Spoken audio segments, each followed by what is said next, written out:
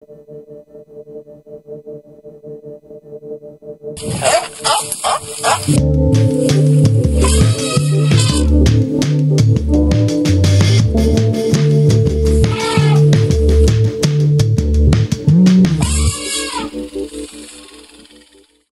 and welcome to Global Sanctuary for Elephants podcast, Global Rumblings.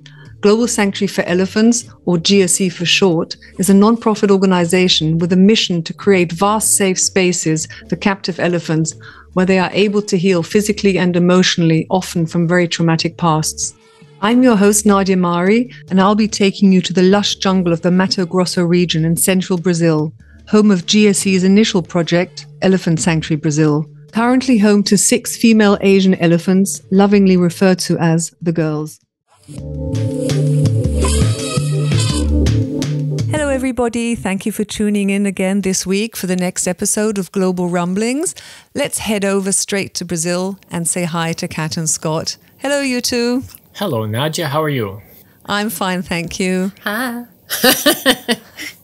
I'm ready and waiting to resolve the cliffhanger that we started our new year with. So we have 2 cliffhangers to resolve. One is, you mentioned briefly before we finished the podcast, you have 2 new anteaters, so not only the mother and the baby.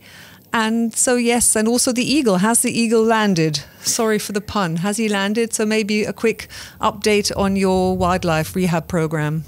So I guess let's start with, for those of you who are new, yes, we are Elephant Sanctuary Brazil and Global Sanctuary for Elephants.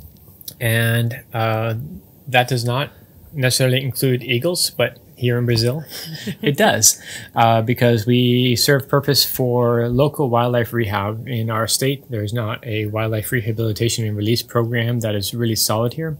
And since we live in this really perfect environment for protection of wildlife, not only with our property, but our neighbors, we offer services to the state to help with wildlife rehabilitation and release. And a few months ago now, we received an eagle, a highly endangered eagle. There's less than 2,000 of them in the world. Mm-hmm. And he is doing remarkably well. He's gorgeous. He's gorgeous. He's flying. He's maneuvering well in his giant flight cage. Which was built just for him. Yeah, and it was built in kind of short notice. They actually called us and said, can you receive him tomorrow? And we said no, but if you give us a week, we can do it. And about 10 days later, we had the flight cage fully erected for him, about 5 meters tall, 30 meters long, and wow, I think about 12 meters wide. So he's doing really, really well. And yesterday, a couple of days ago, we had a visit from State Wildlife Agency, who brought another little owl for us. And when he was here, we asked about the eagle, and he said about his release, he is fine for us to release him at any time we feel he's ready. So we'll probably just have a couple more weeks just to monitor his diet a little bit more. And then hopefully we'll be sharing on social media and other platforms that the eagle has flown. And they brought a little owl, as Scott said, and the little owl is for Stan, our other little owl that we have. They're both burrowing owls. Stan was essentially blind when he arrived, and he was a baby and he couldn't see, and they just kind of left him. I didn't realize they were leaving him, quite honestly, and we weren't sure he'd ever be releasable, but he received a lot of care initially and started to gain his sight back. And we had the veterinary wildlife ophthalmologist specialist that was flown in for Bambi from Brasilia. And she looked at him and said, as far as she can tell physiologically, there's nothing showing that he can't see anything. She said he could be like a person where he may need glasses, but he should be able to see. But we watch him. He catches moths and he catches ants and all that sort of stuff. And we just got a video of him catching a giant lizard who was in his yard picking up his scraps. So it's not the greatest thing to see, but it is also a positive sign because we're dealing with wildlife rehabilitation, and he's learning how to do wild bird things. So we're going to put the new one, who appears to be a boy, and Stan is probably a girl. And he's in quarantine right now. And once he passes quarantine, we'll introduce the two. if they like each other, we'll allow them to get bonded to each other, and then we'll release the two of them together. And it was essentially in the hopes of increasing his chances, Stan's chances of doing well upon release. We'll do like we do with everybody. We'll go to the area where he's released and put out food, even if he doesn't eat it and something else eats it, that's fine. But definitely better to live a life in the wild than being stuck in a cage for the rest of his life. So he looks like he's going to be able to head out, which is great. He's lovely, and you never want anything else but for them to be able to go. And then we have burrowing owls. I've never heard of burrowing owls. I have to look that up. They're teeny. They're about maybe 8 inches tall, 6 inches tall. They're very small. They are small and mighty. Yeah, and Stan, the one that's been here for a while, he has dug himself a nice hole. Several times when people go in to feed him, all they see is sand flying out of the hole. They never see him. And he runs in there sometimes when they bring food, or if he catches something, he runs into his little burrow with his food. So he's doing all the right things. Fly. He's doing, he's doing all the right things. He is doing all the things that he should be doing. Again, we were just concerned with his impairment, and as Kat said, with a bonded individual, that'll hopefully nurture him and help him a little bit more, especially for watching out for prey and predators, and helping him evolve into a fully wild animal. And we still have the mom and baby anteater. They're in the big space now, which the baby appreciates and often isn't seen initially for meals. We are now on as far as when they put his food out, it's usually about every day and a half that he actually shows up for a meal when we're there. And mom prefers to stay closer, but we know she has vision impairment and stuff from being hit by a car, so that's not terribly surprising. And then we still have the 2 hyacinth macaws who have yet to realize they are hyacinth macaws, and we have the 2 baby anteaters, which are 2 different species, and they are lovely. And the reason that wildlife rehabilitation is hard, because you want to squeeze them and squish them and kiss them, and you're not allowed to, but they're also doing very well. So how do they, what's their story? How come they were brought to you? We honestly don't know. And unfortunately, that's a lot of what happens here, is we don't know the full background but many times it's from car accidents. In this case, with with anteaters, they're called tamanduas here. They are generally not abandoned like you sometimes see, with deer that are found. A fawn that is found is because mom told the fawn to go lay in the woods and stay there, and hikers happen to cross them and they think that they're abandoned and they pick them up, which most time we just leave wildlife alone. Mom's going to come back and get it. But with tamanduas, they are attached to their mom, literally attached to their backs. They piggyback everywhere they go. So that's not the scenario for these. Most of the time it's going to be from either hunting or from car accidents. Yeah, and the one type, one is a giant anteater. The other one is I don't even know what it is in English. I don't know either. Anteater. Here they're called mirim, M-I-R-I-M, and bandera. And bandera. Bandera is the big one, and the mirim is the little yellow one. And the little yellow ones, they are more arboreal, and he is a climber. He is actually the older one, although he's a little bit smaller than the... He's like a little yellow and black teddy bear. He is just so cute. He's adorable. But everyone's really good. There's no petting and playing and socializing. We don't even talk to them. You just go in, you take care of them, you medicate them, you do your thing, and then you walk away. This is what wildlife rehabilitation is about. And especially when there's 2 of them at that age, they have each other to nurture. It's a little bit different if you have just one, because they do need some level of nurturing.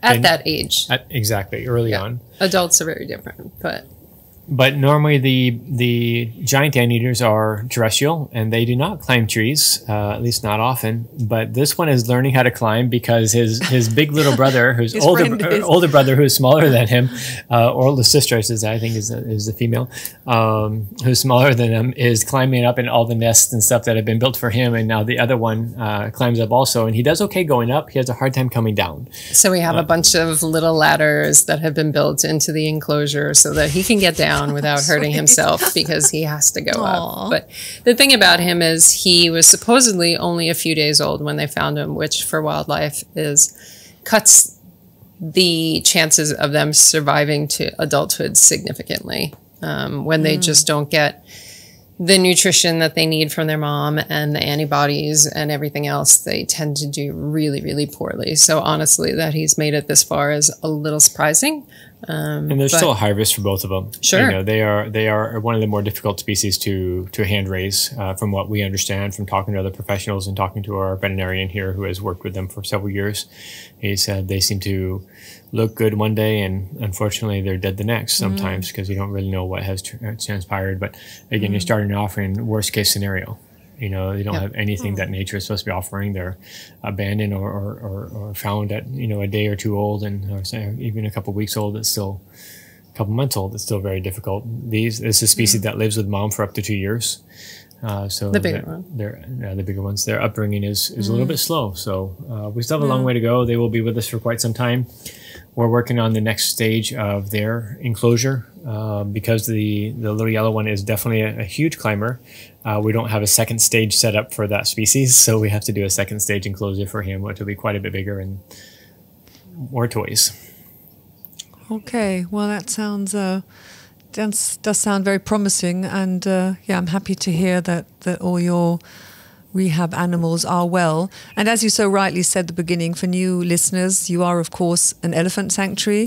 You are not a wildlife sanctuary, but it is lovely that you are opening your doors to other animals in need as well. So let's resolve the second cliffhanger, and that is Ramba, Chile's last circus elephant, on the last leg of her journey from Chile to Brazil.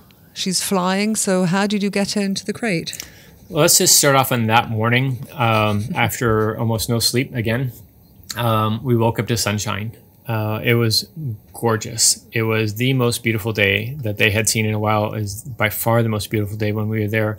Ramba looked radiant, where each of the previous days, you know, she showed improvement. You know, she didn't look great at all the first day. She looked a little bit better the second day, a little bit better the third day, a little bit better the fourth day. And we were giving her different treatments and supplements and things to build up her system. Of course, the entire time we're there trying to help her in any way we could to gain some strength, but you can only do so much. But we woke up on that last day and it was a new day. It was a new day for all of us. We were not so radiant with our lack of sleep, but she was certainly radiant. She was just glowing and she looked great. And with that, she did not want to come to the crate at all because she's in the back of her habitat. She's grazing. It's only 2 acres, about 1 hectare. And but she's grazing. She's just doing her elephant thing, and she's just looking great and soaking up the sun. And you kind of have to give her that. I mean, she had spent the past few days inside the barn and cold, and you know how most of us get a little bit miserable when you can't seem to warm up. So, you know, although you want to get her in the crate and you want to get going, there is also that, you know, she'll probably do better if she has that chance to just hang out in the sun, do kind of the kitty cat in the window thing and eat some grass and feel a little bit better about the world. So it was a little bit of a balancing act to give her that and still keep everything on schedule. We also had a late night flight. It was I think 1:30 in the morning. I don't remember what it was. I think it was 1 or 2 in the morning. It was the departure time for the flight. And people may want to ask why. That is because it was not a fully custom flight. It's a flight that was already part of an existing route schedule, which saved us a lot of money. I think we talked about it before, $100,000 versus $800,000. Substantially different. So we had to keep that schedule, and they were pretty inflexible with that schedule. So the idea was for Ramba to be in the crate, I think, by about 5:30, and then that would give us time to load her on the trailer and head on out. And so in the late afternoon, she started coming a little bit closer to the trailer, and we had already decided that if she doesn't just come in right away, we're going to go ahead. And I think we had actually introduced a chain the day before, introduce a chain just in case it was needed.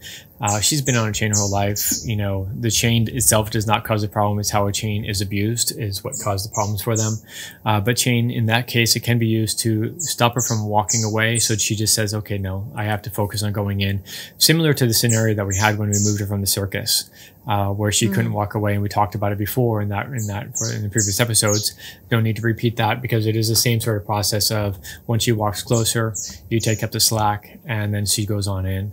And it's all by hand. It's not, you don't even use a come along. There's no machinery. She's not being dragged into, anything, it is that just picking up the slack every time she gets closer or further in. Yeah. And since she had already been in the crate at night, we saw her fully in the crate. It's not like she's afraid of the crate. She just didn't want to go in when we were there. No, I got sunset butt pictures of Ramba's back end sticking out of just a little bit of the crate pretty much every night. And you just had to laugh about it because it's like, okay, well. So she did really well. I mean, we were a little bit behind schedule when she finally went in. She did kick at the chain a little bit, but it was really moderate, or mild, I should say. And then she stayed there at the back of the crate, similar to how she did, almost identical to what she did leaving the circus, staying at the back of the crate, at the back of the crate, at the back of the crate. And then she's like, okay, I'm going in now. And then she just came right on in. And she did great. And her caregivers who had never seen her on a chain, who had never even experienced elephants on a chain because of how they were raised with elephants, only working with Ramba, they were all, in tears and saying she did so well. She was so great. We weren't sure. We were a little bit nervous. She told us it'd be okay. And she said, they all said the same thing. She was remarkable. And so she ended up going all the way in the crate, closed the doors behind her, had to actually close the first set of doors and then move the crate forward to close the second set of doors. Everything else was already in place. All of the cranes were there. The truck was there. Everyone else there to mobilize everything was a huge audience. And from that point, it was just it's a long process, just because of maneuvering the trucks to make sure they have the right lifting points and they're not overextending their reach point. And I think we had to lift up the crate, move it a little bit. They moved the truck back a little bit more, lifted up the crate again, and then swung her around near the dinosaurs, and was loaded right near the heads of the brontosaurus. Fortunately, through all that time, for those that remember the sounds of the sound of the Jurassic Park music, that was all cut off on that day, thank goodness. And then we went ahead. Probably because it would have looked bad for media, but whatever, we'll take what we can get. And then from there, we went on the truck and headed to the airport. How long did that take? How far was the airport? A couple hours, I think. 2 hours. Honestly, Nadia, I will tell you, the whole next episode until we were on the plane was a complete blur. There were a few little hiccups because of who was supposed to be allowed to go in to document once, going into the loading area. Not to where she goes on the plane, but the first stage loading where when she goes through, gets paperwork processed, where they take her off of the truck and put her onto a little platform. The little platform is what goes into the plane.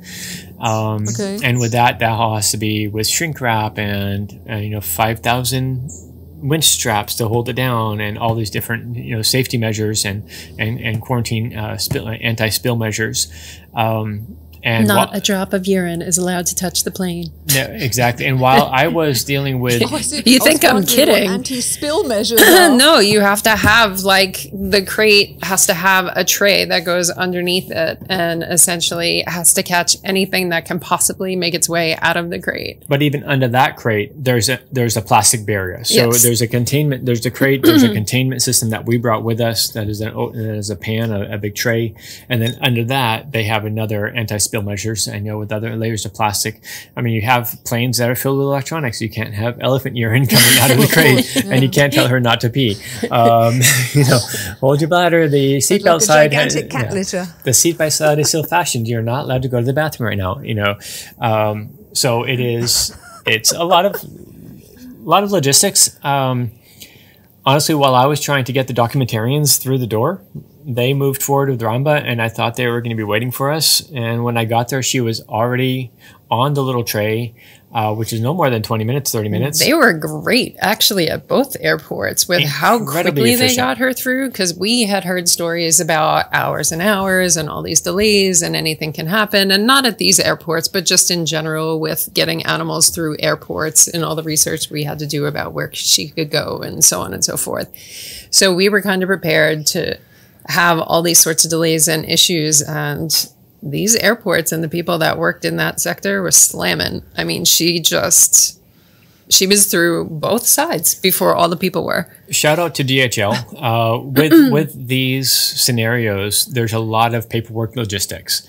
And there's a lot of different entities involved, and sort of close to the last minute, DHL got involved to help with the paperwork processing. They did not help with any sort of, there was no financial donation, but they helped make sure everything was lined up, everything was, processed perfectly.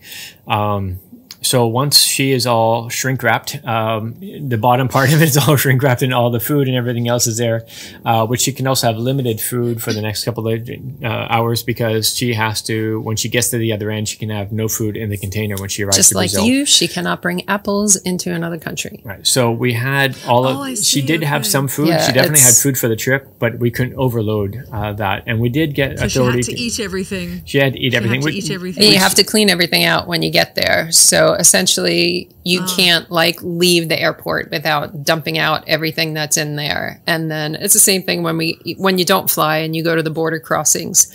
I mean, with Mara, they were up at 4:00 in the morning cleaning out her crate and getting all the hay and all the fruit and stuff, because you cannot take that from one side to the other. You have a ton of hay and food. Well. Yep. Everything's got to go. Everything. Mm-hmm. But that's when you arrive. So in Portuguese-Mina, we were up all night cleaning in the rain. That'll be a story that comes later, but we were never so happy to see the coffee lady arrive in the morning, because there's no stores, there's no anything close by. But anyway, coffee and little snacks. So back to Ramba. She's all shrink wrapped. They said, okay, we are going to take her to the plane now, and you have to go through customs. So Laura and I had to go through normal human customs, but that had to go through specific locations, had to go through all the airports. And it took us about 20 minutes to do all that, to go through the airport. When we got there, she's already in the plane. She is buckled down in the plane. I didn't get to see the loading. I didn't get to see any of that. And when he says buckled down, I mean, I've seen photos of it. She has 50 straps buckling her down. So it's not even like it was 2 straps and she's in. I don't know how they got everything done in the time that they did. It was incredibly efficient, and everybody was so calm. And it's not, in those scenarios, what we want to try to control is nothing's going to happen to Ramba inside the crate. She can't go in. No one can get in with her. We are the one that have the locks.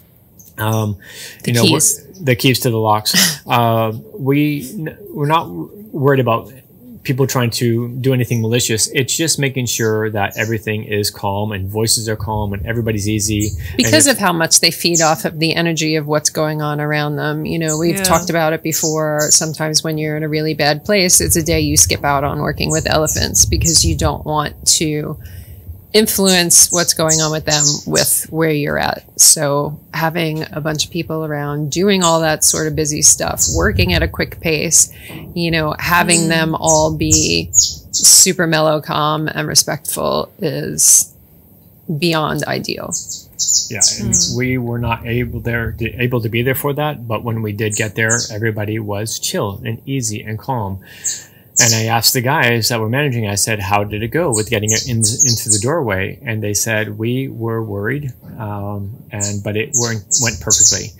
There was just enough clearance, and I was worried. I think we talked about it before, with the crate designs, making these little model airplanes out of paper with a crate design just to see how it would actually maneuver inside. He literally did. He's not even joking. We had little models of the crates in different sizes and the doorways to make sure that it could pivot. I mean, all of the measurements and the numbers were right, but he still went ahead and made little models to make sure it was all going to work. But when we were going through that, if you remember... But that's actually, just to pick up, that's actually, just to go back, she's still in the crate, because, not that listeners misunderstood, because I had to think for a second. You said she was shrink wrapped, and then you said, and she was buckled down with 50. So she's in the crate. She never leaves the crate. She's in the crate. Okay. The crate, yes, we don't let elephants run around in airplanes. There's not a big bubble of shrink wrap. Okay. Bubble wrap. I just wanted to clarify that. Although she might have enjoyed the bubble wrap. Maybe.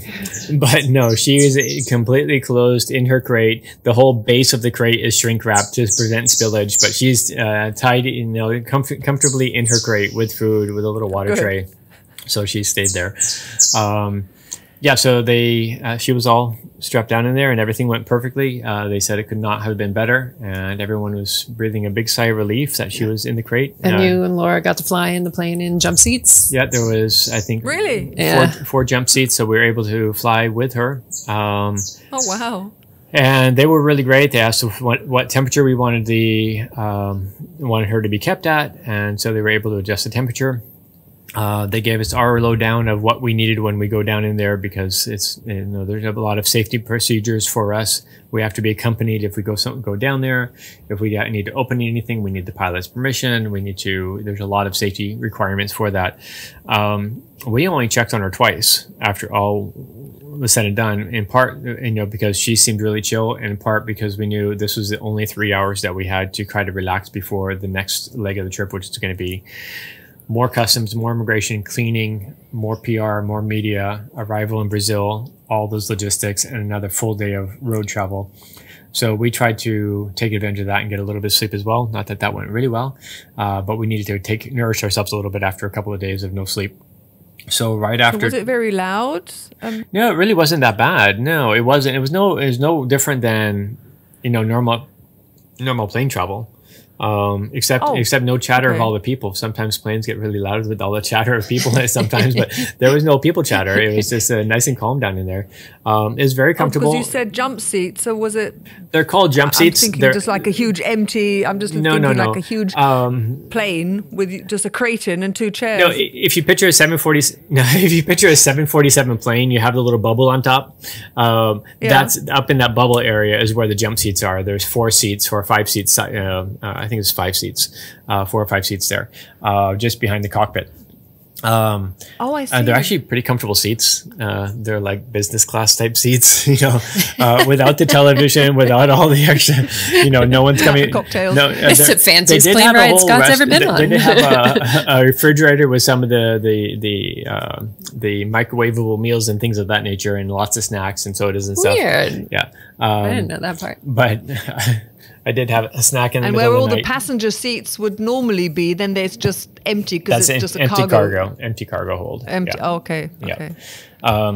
So yeah, she was comfortable in there. It wasn't that loud. Right after takeoff, we went down to check to make sure she was good. And I think Laura was actually sleeping already, so she had a lot going on in her personal life prior to that, with some issues with her dogs and health, and she almost was not able to make the trip. So it was a little bit challenging for her, stressful for her, so she was able to get some rest. And a lot of what we end up doing on these trips is trying to nurture each other whenever we can. They're exhausting. The elephants are the priority, but if we're not taking care of ourselves at some point in that, we can't be there for them. So when we can look after each other, we do. So with that, went down to check on her. She was super chill. She was really, really easy. She seemed very calm, relaxed eye. She wasn't swaying. She wasn't doing any sort of neurotic behavior. And she was doing really well. So we went back up for a few hours. And then we, just before landing, we went down to check on her again. Everything looked good. And then again, just after landing. And it was just after landing, as we were taxiing down the runway, we went to go look at her. She looked good. They said, let's go get your stuff. I went upstairs, grabbed my bag, came back downstairs, and she was already on her way out. They already had the straps off. Everyone was super chill. Totally different crew on this side, a Brazilian crew on this side of the... Last in, first out. Yeah. So she doesn't have to wait for all of the other stuff that's in this shared cargo plane to be unloaded. She's put in last, and so she can leave first. She did break a wheel. You may have seen in some of the various documentaries, they show the little wheels on the cargo mat, not the cargo mat, on the bottom of the cargo plane, and that's what shifts the pallets back and forth, and they're all through remote control. And she broke one of the wheels. It got caught on something on the bottom of the crate and broke one of the wheels. So she getting out was a little bit noisy because of the one broken wheel underneath her.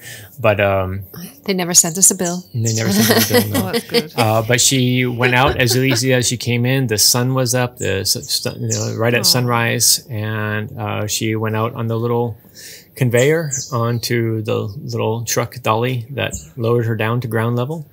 And they drove her on out, and she was able to drive right on out through the open gate, and we got stopped by security. So once again, we had to take a different avenue. So we had to run with all our stuff, and we couldn't even bring any of her medicines or any of that with her. We had to take all of that with us. She went one way, we went the other way. We had to go through, it was about 20 minutes of immigration and customs stuff, and then got back and met up with Ramba. And if I recall, at that point, they already had the shrink wrap off. No, they hadn't done anything. They were waiting for us to get there to do the next step. And we ended up being at the airport for a little while because they had to clean the crate. We had to clean the bottom of the crate. We had to remove all the dung. And they had to do a little washing. And then we had to restock with new hay. We were waiting for the hay to arrive. The hay was a little bit late getting there. Had to get that truck to load it onto the truck and deal with lots of media and meeting up with the Brazilian team. And that was a little bit slower. That was about 3 hours, I think. About 3 hours before we were able to hit the road and set off. Yeah, we have the entire Brazil team is always waiting on the other side of the border of things that they can't cross. With driving, it's the Brazil team is there the whole time. With Mara, the Brazil team was not there the whole time because it was during the pandemic and they wouldn't let anybody cross over the border. So the Brazilian team was waiting at the border of Argentina and Brazil. And then for Ramba, because it was the flight, you know, Ramba had her caregivers and stuff on the Chilean side, and at the airport, the whole Brazilian team was there. And of course, her caregivers did come, but they did not go on her flight. They flew separately and then drove to the sanctuary and met us all there. So in the end, quite, I'll say luckily, quite uneventful. I think it sounds like the entire organization of the paperwork and everything was much more work than actually just flying the 3 hours in inverted commas, and with all the paperwork being done and everyone helping you. And I think Rambo actually being through security and customs and passport control before the humans, it does sound less stressy than I thought it would be. Yeah, the flight was easy. That was really easy. For using a simple term, the flight was easy.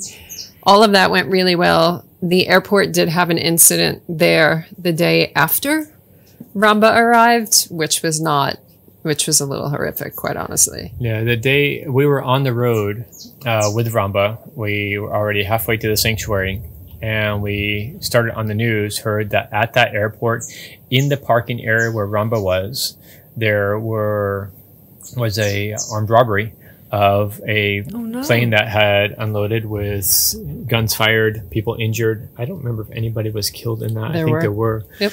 Oh, how terrible. Yeah, and it was right exactly where we were with Ramba the day before.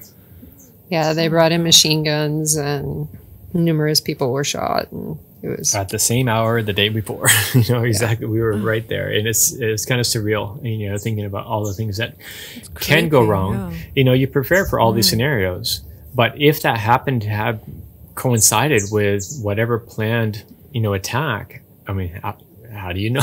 You know, you can't prepare for those things. So it's just there's so much that's out of your control. And when people talk about elephant transport and all that can go wrong, and you know all these things, and you know when zoos say you can't transport elephants, they're going to die in transport. You know, the reality is nothing supports that. The data doesn't support that. You know, the data supports that everything's going to go well. But there are things that are completely out of control that you can't do about, you can't prepare for, and sometimes you just have to, you know, go for it and hope for the best. And in this case for us, we were very, very fortunate that it didn't coincide with this very horrific incident. Yeah. You know, it's really tragic. But so sounds like a good point to stop. So we've flown over the Andes. You've hopefully had a rest. And then we now have the transport from the airport to the sanctuary by a lorry. So yeah, we'll do that next time. So we're not on a cliffhanger. No, I'm not to blame. Because we have arrived in Brazil. Yeah, we just in inverted commas need to drive to the sanctuary now. So which was actually the hardest part of it all, oddly enough. Yeah. Okay. Cliffhanger. Oh dear, we are on a sort of cliffhanger. Well, it's not really a cliffhanger. Everybody knows, and for those who don't, who are new to the organization, Ramba did make it to sanctuary, so it's not like that kind of cliffhanger. But of all the trip, the drive within Brazil ended up being the hardest for her. Okay, then we'll catch up again in 2 weeks' time, or in 1.5 weeks' time for the recording. So thanks for your time. And I presume, Kat, I don't know, a week has gone past. You'll be still sifting through your many applications for the new position of social media manager, which you are replacing for Jana. And Scott, what are you doing? More projects, more elephants. Okay, well, take care. Thanks for your time. And yeah, we'll catch up for our next recording. Thank you, Nadia. We'll talk soon. Bye. Bye. So that wraps up this week's episode. Thanks for joining us. If you are enjoying the podcast, and we hope you are, don't forget to subscribe, leave a friendly review and a rating. And until we catch up in 2 weeks' time, take care. Bye.